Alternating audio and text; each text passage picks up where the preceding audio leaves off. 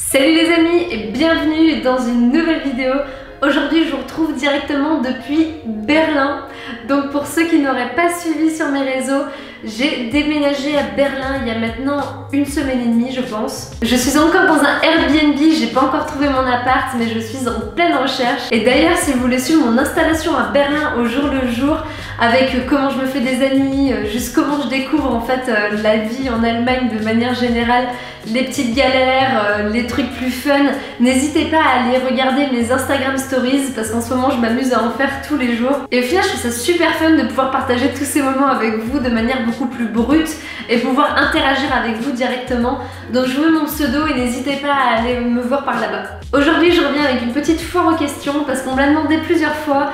Et du coup, je vous ai demandé sur mes réseaux de me poser toutes les questions que vous aviez, je les ai réunies et j'ai plus ou moins trois catégories, on va dire la catégorie générale, la catégorie voyage et la catégorie plus spécifiquement sur Berlin. Il y a de quoi faire, donc n'hésitez pas à vous poser tranquille avec votre petit thé, votre petit café, peu importe, parce qu'on attaque. Alors la première question, c'est pour savoir d'où je viens et où je vis. Donc je viens d'un petit village à côté de Saint-Étienne de plusieurs milliers d'habitants, c'est vraiment pas très grand. Et j'ai plutôt grandi du coup dans l'ambiance campagne si je puis dire, je faisais les bals de village dans ma jeunesse et tout ça. C'était vraiment trop cool. Après j'ai jamais été une grande fan de Saint-Étienne, je suis pas la première à défendre la ville, j'avoue. Mais par contre mon village justement et l'environnement là où je suis j'adore parce que y a beaucoup de nature et juste je sais pas, j'ai toujours beaucoup aimé cet endroit. Mais Saint-Étienne par contre pas trop. On m'a aussi posé une question sur mes origines.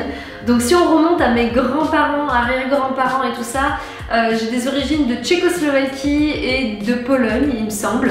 Ma mamie me dira peut-être en commentaire si je me trompe. Donc voilà, ça va plutôt être les pays de l'Europe de l'Est du côté de ma mère. Par contre, si on regarde du côté de mon père, alors là c'est 100% franchouillard, voire même de la Lozère, donc il n'y a pas d'origine très exotique de ce côté-là. Alors quelle est ma taille? Je fais 1m65, je ne suis pas très grande. Je m'en veux parce que j'ai pas marqué vos noms pour les questions, je suis un peu bébête. Mais la prochaine fois je les marquerai, promis. Je sais qui vous êtes mais juste je les ai pas remarqués pour les lire. Après on m'a demandé mon film préféré. Donc là c'est assez dur à dire, je dirais Inception.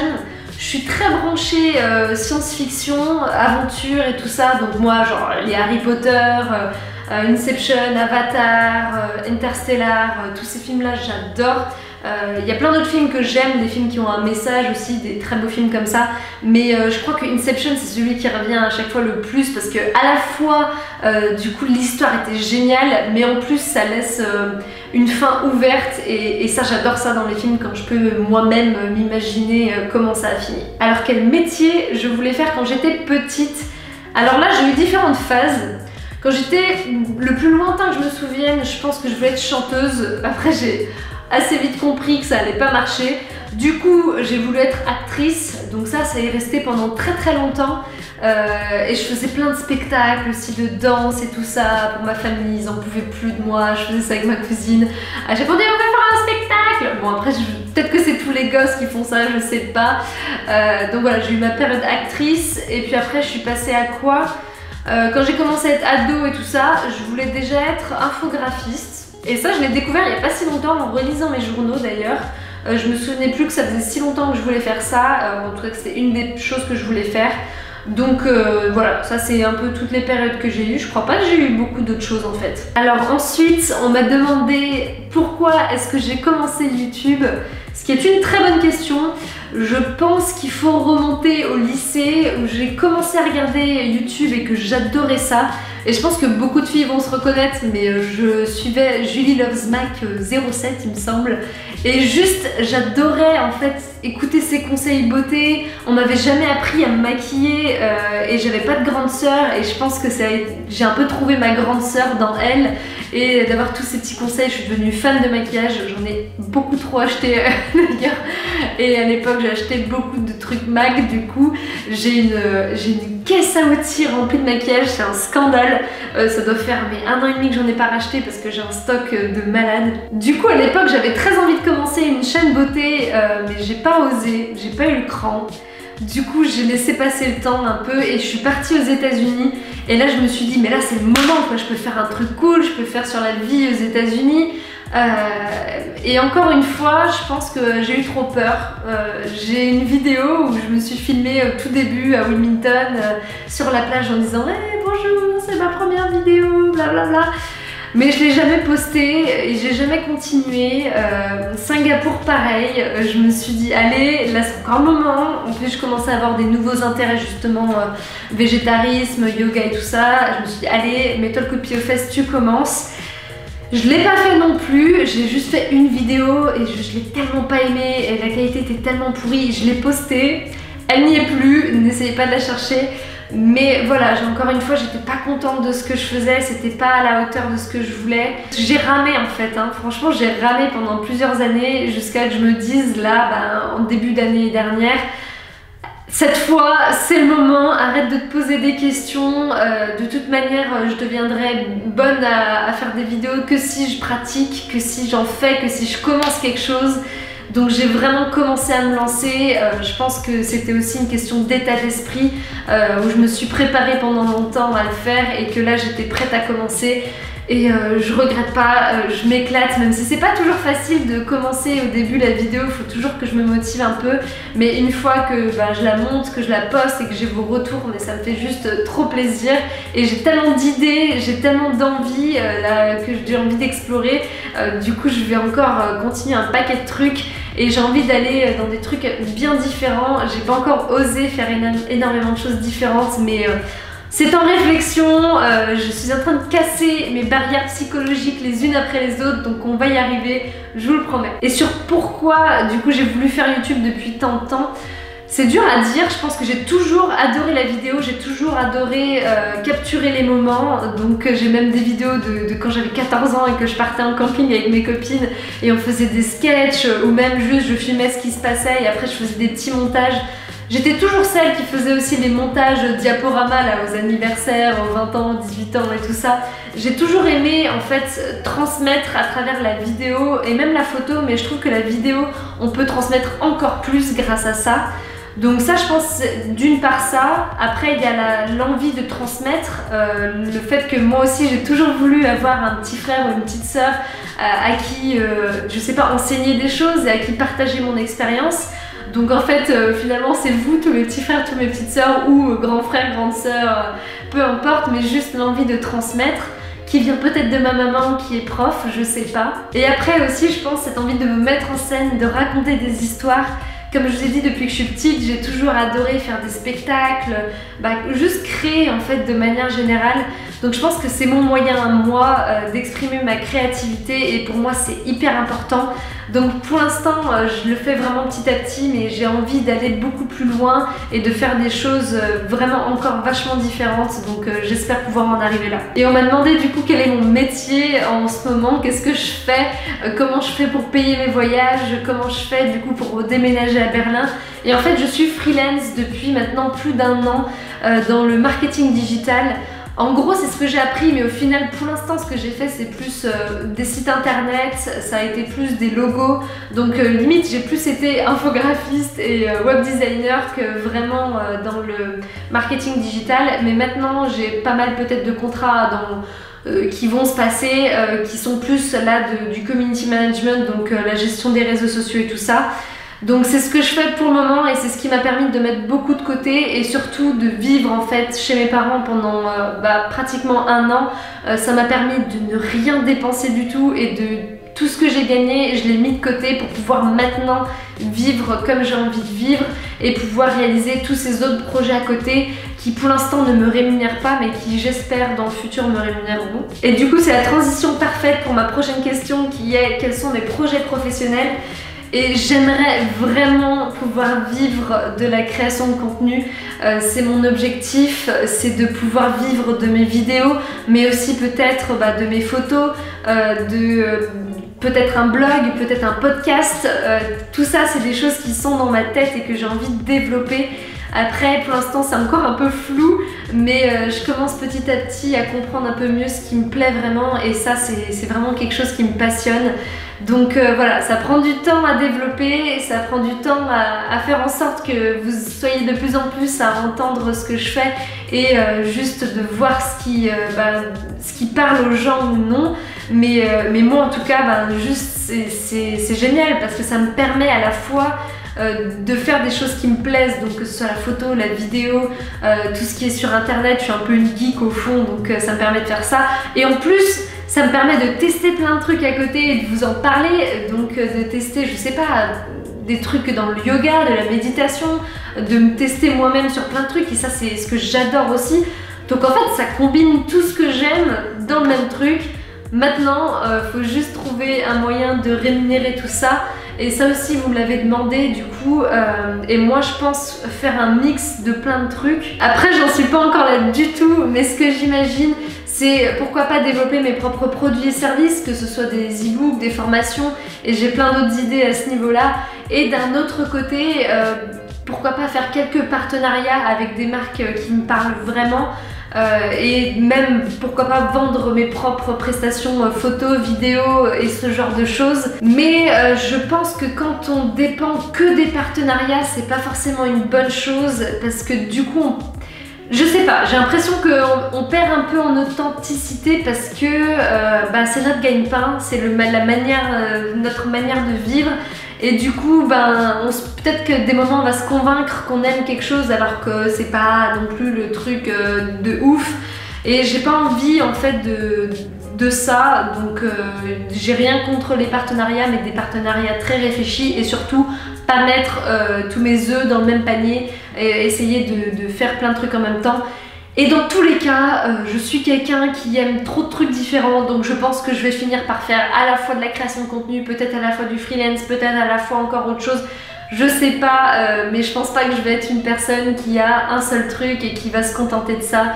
J'aime trop de choses pour ça, donc c'est un peu la galère d'ailleurs pour choisir et pour réussir à me structurer, mais j'y travaille. Je parle déjà beaucoup trop, j'ai déjà plus de salive, vous allez me détester encore, je vais faire une vidéo de 30 minutes. Je suis désolée, ok? Les prochaines, promis, je les fais plus courtes. Bref, la prochaine question, c'est quoi? C'est quels seraient mes objectifs en 2017? Justement, du coup, je vous en ai un petit peu parlé par mes projets professionnels. Ça serait vraiment de réussir à me structurer plus et à vraiment développer une offre, si vous voulez, pour pouvoir commencer peut-être à vivre de ça et pouvoir lâcher petit à petit le côté freelance, et du coup pouvoir faire encore plein d'autres trucs beaucoup trop cool, pour pouvoir partager ces trucs beaucoup trop cool et que la life soit trop cool. Enfin voilà, c'est pas très précis comme truc, mais en gros je veux vraiment limite développer une sorte de petit business autour de ça, et moi continuer à voyager.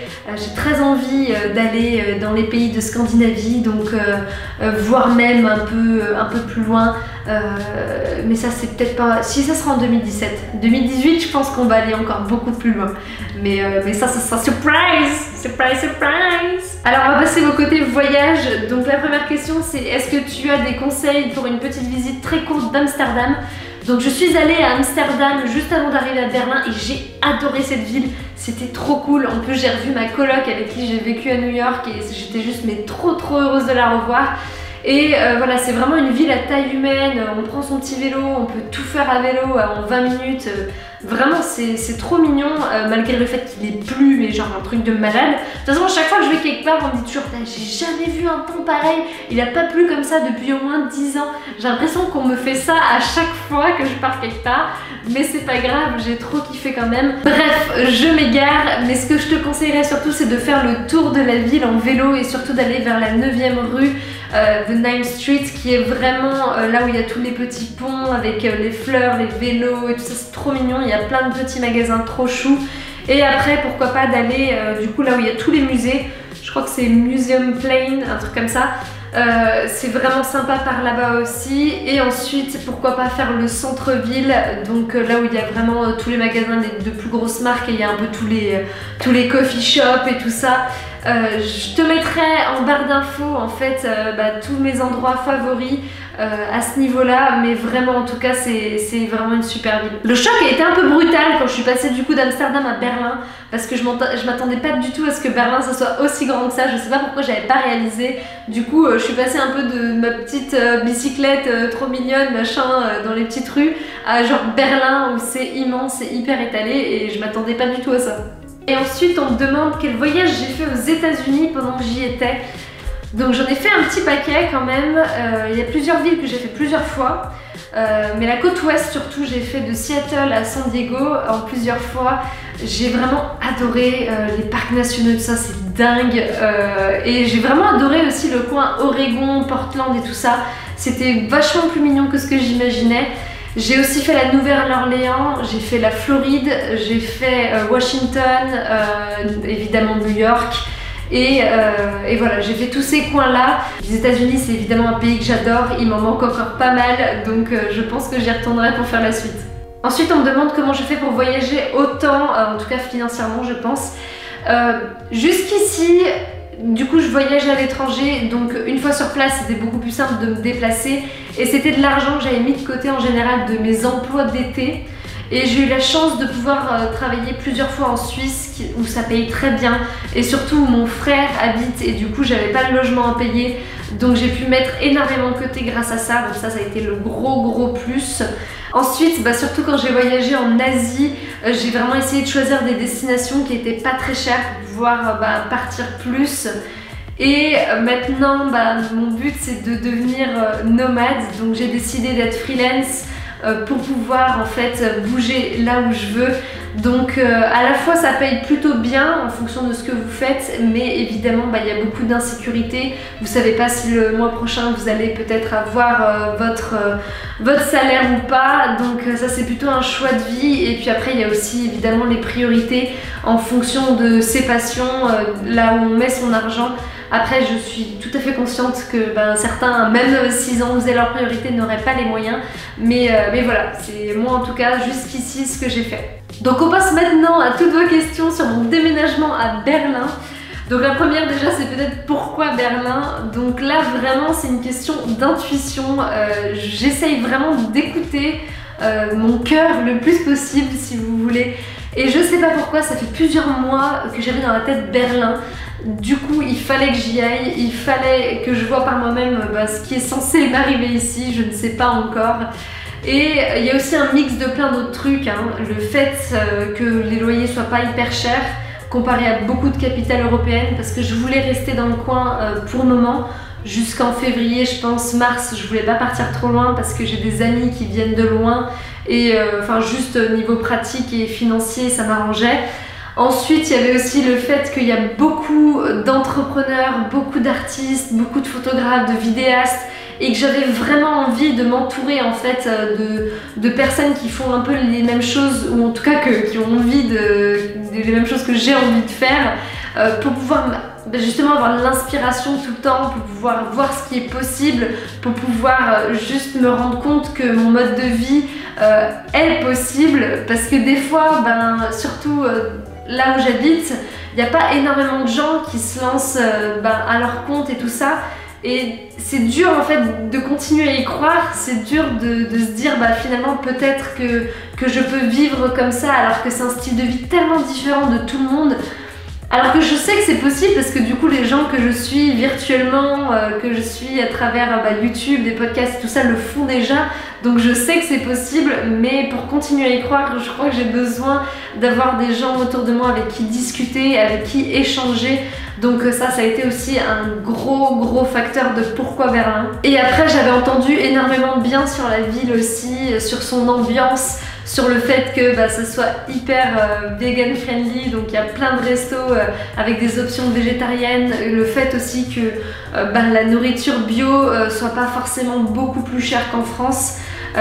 Donc voilà, c'est plein de petites choses comme ça qui m'ont vraiment donné envie de venir ici. Et on verra bien ce qui se passe, si j'ai eu raison ou pas. Ensuite, on me demande que comptes-tu faire pendant ton séjour à Berlin. Donc travailler tout simplement, m'installer ici comme si je travaillais dans une entreprise, exactement pareil. Et rencontrer du monde, voyager au pays aux alentours, ça c'est sûr que je veux le faire aussi. Mais c'est vrai que vu que j'avais pas une raison particulière comme la plupart des gens, donc qui viennent quelque part pour un travail, pour leurs études, ou alors qui suivent leur chérie, ce genre de choses, c'était plus difficile pour moi d'expliquer pourquoi je voulais aller à Berlin et de dire que c'était juste une intuition. Les gens me regardaient un peu genre ok, très bien. Mais c'est vraiment ça, c'est vraiment j'essaye de suivre le plus possible ce que mon cœur me dit, et voilà, mon cœur m'a dit d'aller à Berlin, donc here I am. Oh, l'anglais dégueulasse, mon dieu. Ah oui, il y a ça aussi. Donc j'ai quand même vécu 2 ans aux États-Unis, mon niveau d'anglais était top quand je suis revenue des États-Unis. À Singapour, j'ai l'impression que j'ai limite régressé, mais je continuais quand même à beaucoup parler. Mais là du coup, 1 an sans parler anglais, mais j'ai perdu, mais un truc de ouf, surtout au niveau de l'accent et tout, mais vraiment, donc il fallait que je parte, c'était obligé, et il y a énormément d'internationaux à Berlin. Je savais que j'allais pouvoir me démerder avec l'anglais, donc je savais que j'allais pratiquer l'anglais, donc ça a été un gros point aussi. Combien de temps je compte rester à Berlin? Donc c'est une très bonne question. Au minimum jusqu'à décembre, et peut-être après janvier-février, on verra. Donc je viens en plein pour l'hiver, je suis assez motivée et courageuse, mais voilà, parce que j'ai pour projet ensuite de partir beaucoup plus loin, je pense. Après, comme je vous ai dit, je suis mon intuition, donc finalement si je me sens trop bien ici, je resterai peut-être ici. Si j'ai envie de partir avant, je partirai avant. Vraiment c'est ça que j'ai envie, c'est ça qui est le plus important pour moi, c'est d'être libre de choisir ce que je veux faire et où je veux vivre. Donc si je décide de finalement partir, je partirai, je me pose pas 15 milliards de questions à ce niveau là, je fais quoi. Après on m'a demandé si je parle allemand. Donc non, je ne parle pas un seul mot d'allemand, ou pratiquement pas, et surtout le gros problème c'est que je n'arrive pas à le prononcer.